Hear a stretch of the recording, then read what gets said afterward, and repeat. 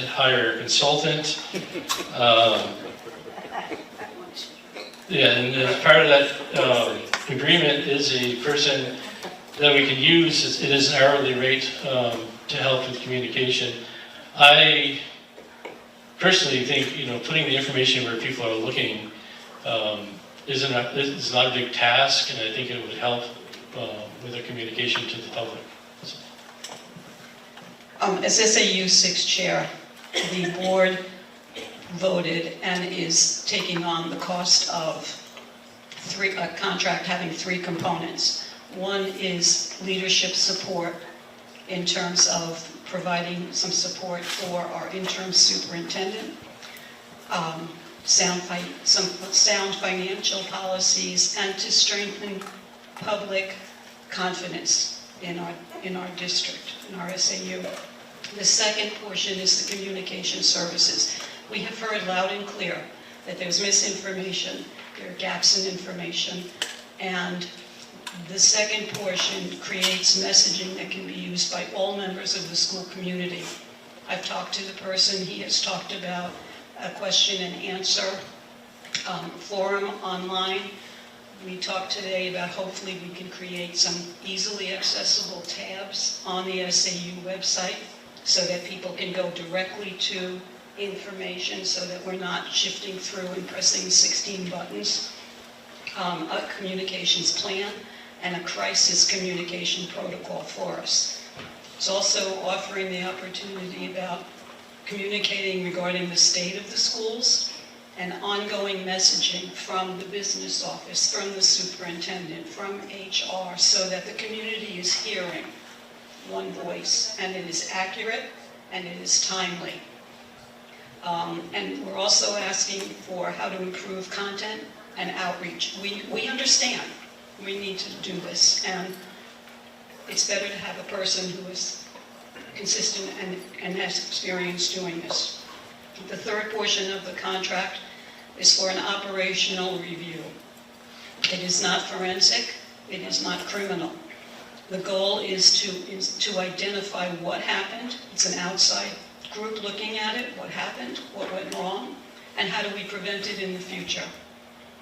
They will research, review the systemic problems that resulted in financial mismanagement, errors made by leadership, the lack of tight controls, and the failure of oversight. We're owning it. Why do we have, in some instances, unqualified people in positions, income sources that were overlooked or that were over-relied on or forgotten about, and not accessed the way they should have been?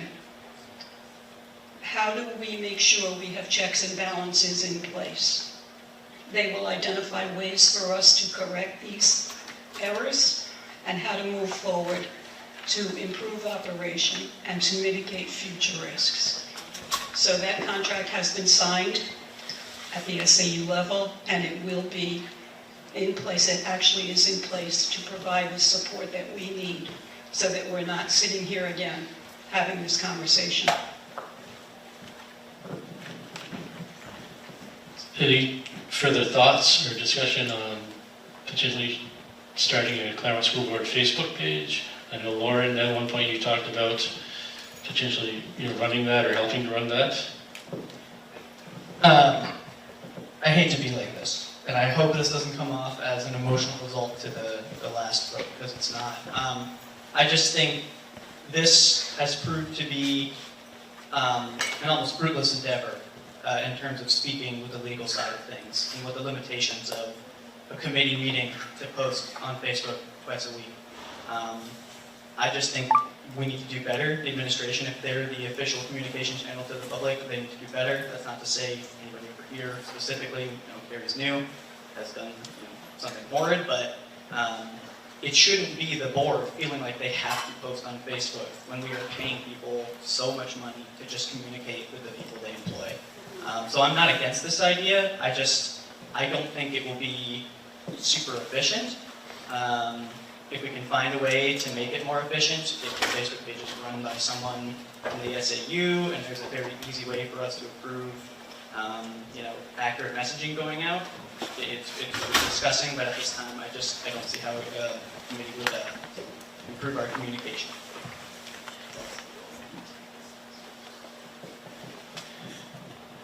I do recall there was a Facebook page with the school district before, and it was closed because of lack of information and number of hits. It wasn't being used, and so it has been tried, and it wasn't as effective as one would think it could be. Yeah, back when there was a school board Facebook page, I would put information on it. And it was really just posting the agenda. It was posting the link to the recording of the meetings. You know, when the link became available, it was just simple things like, you know, no comments back and forth. It was just posting in another place. But I am not hearing the desire to want to get back to that, and I'm not hearing a motion. So unless there's further discussion, we'll move on to the next topic. The next topic is number 6, approval of manifest. The discussion of creating a policy to manage future invoice, payroll, voucher signatures. Matt, did you have input on that? Just to be really quick about this, we issue vendor and payroll manifests, and it's normal to me that it's a standing item for the school board to review those manifests, and we're supposed to get them to them so they can ask questions. That's what I'm used to. Here, that didn't actually happen. Right now, I think the school board policy says that the manifests are to be approved by the school board or 2 members that are designated by the school board. Right now, there are no members that are designated for the school board. What I'm hoping is still presenting the full manifest to the school board and have 2 members selected that I can ask for guidance or approval for like Eversource, paying New Hampshire Retirement, the IRS.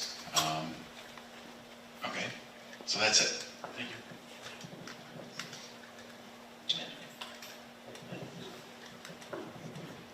So under policy DK that the school board approved in August, it indicates that payments are authorized by the Claremont School Board, as you said, for 2 members who have to give approval to the electric bills, the bills that have to be paid in between the school board meetings. So under the policy that we have currently passed, the full manifest will still come to the school board, but certain checks need immediate approval. And so we're looking for 2 school board members to provide pre-approval prior to the regularly scheduled meeting. And I'm wondering if I can nominate Lauren and Candy to be those 2 people who would have the authorization to immediately approve bills between meetings of the school board. You willing to do that? I don't want to do that. No. Do we have another member who's willing to do it? Bill? Yeah, that's you. So, Any discussion on those, naming Candy and Bill to sign those? I just want to say why I don't want to. I'm not incredibly confident with my financial ability to look at these, digest them, and then sign off on them.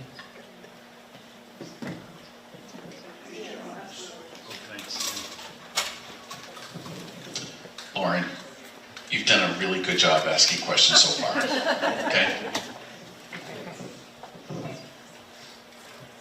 I do think this is an effort that has been raised earlier in the evening to put some procedures in place so that we don't have happen what did happen in the past year. And this is one example of a procedure that we're putting in place that will put some rules in place to ameliorate that. Mr. Petron, can I ask a question?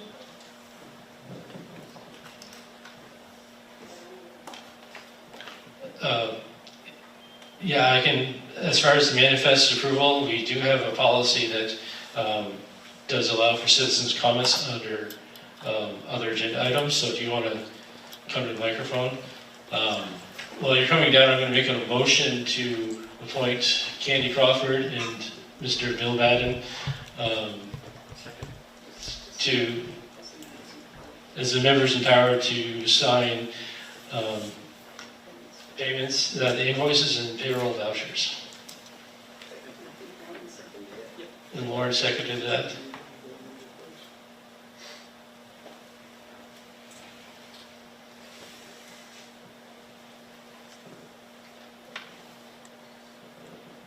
While we're waiting for that, let me just say that Heather Whitney, our chair, is not here tonight because she had a long-standing family commitment that took her out of state for tonight's meeting. Good evening, everyone. My name is John Napsey from Ward 1. For those of you that don't know me, I sat on that board for 12 to 15 years, numerous times. My question is in regards to signing the vouchers. When I was on the school board, I volunteered to sign those vouchers. I went in twice a month to the SAU office at 7 a.m. They opened it up so I could sign vouchers, review them before I went to work. So my question is, when did that stop? Did it stop during COVID? I think that's a question that needs to be identified. This is like, it's not like it wasn't being done. And the school board chair did it. And that's how I learned about what money was in the budget and where it went. And I volunteered for the SAU board, and I volunteered for the school board in Claremont. And I urge anyone, Warren, you don't understand what's going on, spend some time going through those vouchers, and you'll find where the money's going. So, a question, I would like to find out when that stopped. Yeah, I don't have that answer tonight. And I believe the treasurer signs that same voucher, don't they? And that voucher was prepared by the business office. Right. And it was all stapled together, or binder clipped together, and it had, a lot of times the checks were spent already. We were just like a check and balance part of the system. So if something needed to be paid in a timely manner, it was happening. Thank you. Thank you. So we have the motion. All those in favor? Aye. Any opposed? Motion passes.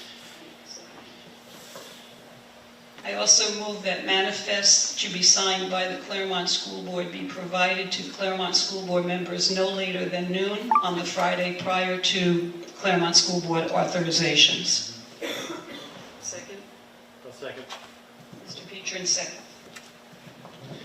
Any discussion on that? All those in favor? Aye. Wait, you went too quickly. For discussion, I had a conversation this afternoon with Matt.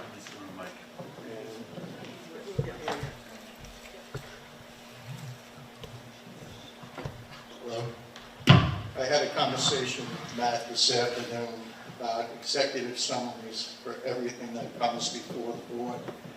It's got to have a description that a layman can understand. If it has legal implications, it should be signed off by an attorney. If it has financial implications, it should be signed off by our business administrator or treasurer. I would leave it to Matt to fill in the specific details. But one of the first things I asked for when I got on the board was an executive summary. And other board members laughed at me because the board had been asking for it for 3 years and not gotten it. Now, Jerry is extremely cooperative, extremely competent. Matt, the same thing.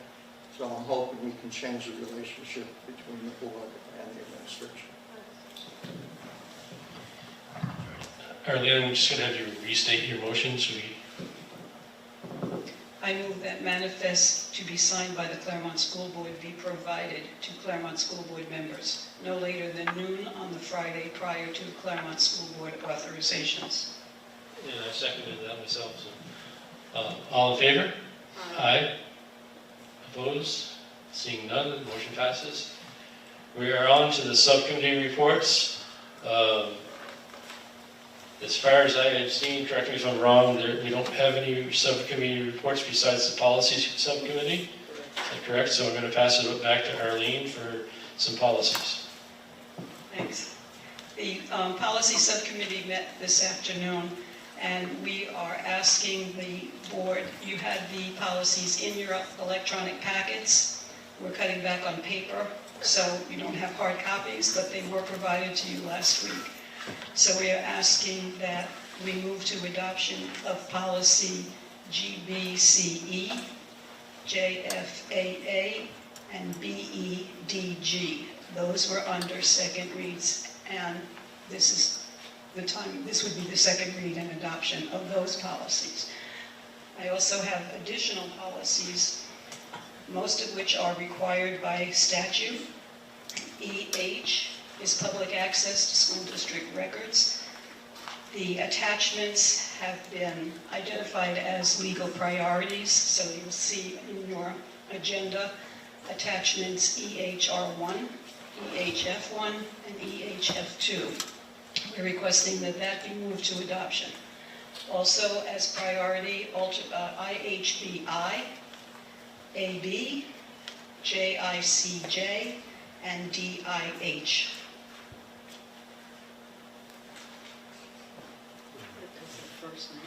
I moved to adoption for those two groups of policies, all the policies you've had in your packet. I move.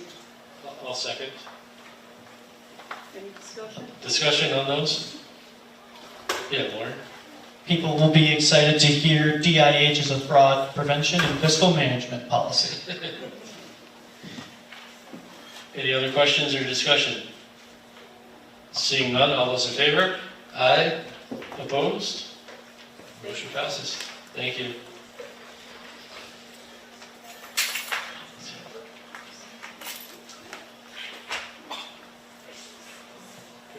I just wanted to update. I know the fiscal management piece is of concern.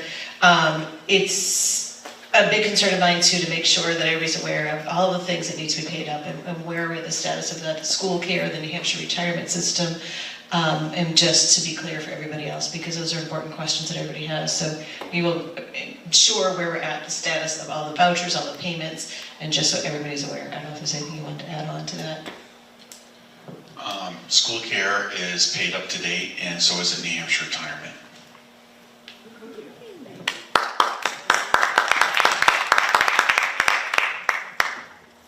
All right, we are on to other business. Does anybody have any other business tonight?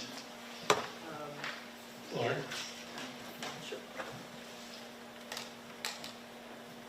This is a noob question, noob as in new to this. And under other business, is this where I suggest things for future agenda items, or do I wait till that portion? Okay, I have a few different things I'll just say out loud first, and then if we want to make a motion, if it's necessary to add them, or we can just talk to them. We don't vote under this section. We just... Great, awesome. Yes. I think we need to have a discussion about the metal detector or lack thereof at Stevens on a future agenda. I am our current NHSBA rep, going to Concord on October 25th, so either on the 1st or the 15th October meetings. We should decide how we will vote on those resolutions. You should have them. If you don't, email me, I'll get them to you. They would have come through NHSBA, not me. And then I think we need a discussion about job listing clarity and where we're posting jobs for Claremont. Sorry, I'm hitting them all here. Bill had been hammering about the creation of honor roll, which is slowly moving in policy, but that's probably worth discussing.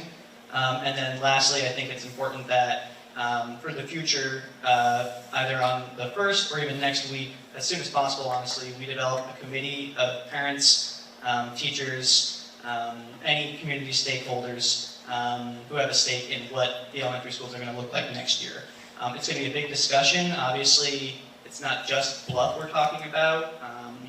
There's, like we talked about earlier, Stevens used to host 1,500 kids, and that was 500. There's a lot of room for change in Claremont, and I think that needs to be, that conversation needs to happen with everybody, and not we come in May and say, we're closing business on Maple, everyone's getting shoved in this building, we're building a new one. That, I'm making those up, obviously, as exaggerations. But I think discussion of forming a committee for elementary restructuring or school restructuring is super important and should be on a future agenda. Lauren, I'll just ask that you, if you want to put those in the email to Heather so she can add those on the agenda. Sure. And Ms. Kennedy wanted to speak to that for a second. I don't know, Jeff, if you have control over this. There was a QR code that was supposed to be one of the next slides that had exactly that, so the superintendent's advisory board. I know there's some people in the past that have been there, and I'm not sure who has the control of that, if it added. I know it was supposed to be added. So it may be there, if that's the case. If we can fast forward a little bit, I'm not sure if it is there, but there was a QR code, so if anybody wanted to scan that, they are welcome to fill it out. Maybe it's not, okay. It was up before. Okay, thanks. I know we had it, but. QR code for the documents. Oh, but the QR code was. No, this was a QR code that was specifically, I'll make sure we send it out, so I apologize. It was attached to it, so it was just exactly that. If anybody wanted to scan it, and there's a form, a Google form, if you would like to be part of our advisory council, and just to say exactly that, the restructuring, anything that sounds, and that's just one of the components. It's not the only, obviously it's a big one, but it's not the only one. There's a lot of things that were to be discussed too, so you are welcome, please. We will be in touch with that. Chelsea and I are just trying to work on, Chelsea Weatherford, shout out to her, she's doing a great job trying to get everything organized. But we are just trying to get who's interested in that. We welcome any constituents from any walks of life who have say in things. We want to hear what you have to say and to be able to participate. And we do appreciate those last week. We got some great feedback, and on our QR codes, we want to keep doing things like that so you can have active participation during the meeting too. Thanks. Sure. So one of the first things tonight is, after I finish there, I will be sending out a motion to the staff, or a notice to the staff of what was happening. What does it look like? What are the next steps? And then tomorrow I'll be sending something out to the community with the exact same thing. So not everybody's here, not everybody's heard it. We understand people actually go to bed right now. Things like that too. So if you didn't hear, what does it mean? What's the effects for you? And we understand that this is a big, big thing. So I promise you we will do all on our part to make sure we are keeping this as mitigated as possible, but to be as communicative as possible as well. So staff expect something shortly, and community members something tomorrow too. Bill, you had something for? Yes, I'd like 2 points added to the action items. I'm going to ask Lauren if they'll add it to his list, so I have to make my own list. As Ms. Erica Abbey said, what happened to the report on the 2 interns? The administration committed to giving us a report. They haven't. All too often, we have these things, we ask questions, there's a commitment to come back and report to us, and it's just forgotten. So I'd like action items like this listed under discussion and action items with the date and left on until we get the report.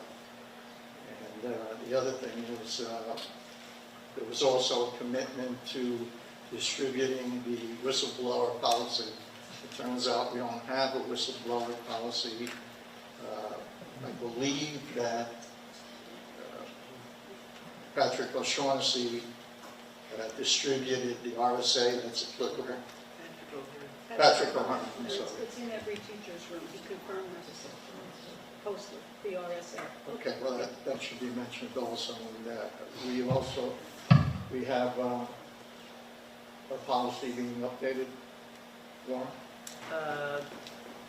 So on the first, we're going to talk about DAF, which will add a whistleblower section to. Okay, very good, thank you. Thank you. Anybody else for other business? For myself, I appreciate patience tonight. I know I fumbled and bumbled through the meeting at times, but I appreciate your patience with me tonight. I just wanted to clarify that the people that are missing from last week, Mr. Koski, Mr. O'Hearn, and Chair Whitney, there's no reason besides just not being here tonight.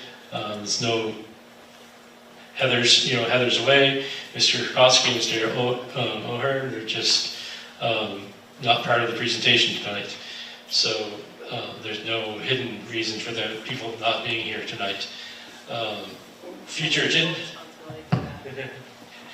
agenda items. We're going to hear from the risk assessment coordinator coming up in October. Future dates, we had a discussion about a school board meeting on the 24th to hear from the candidates, but I know Heather's been talking to the city council about possibly moving that day because it conflicts with their scheduled meeting. So I know there's been some discussion, and at this point it's not set in stone, so maybe moved by a day or so.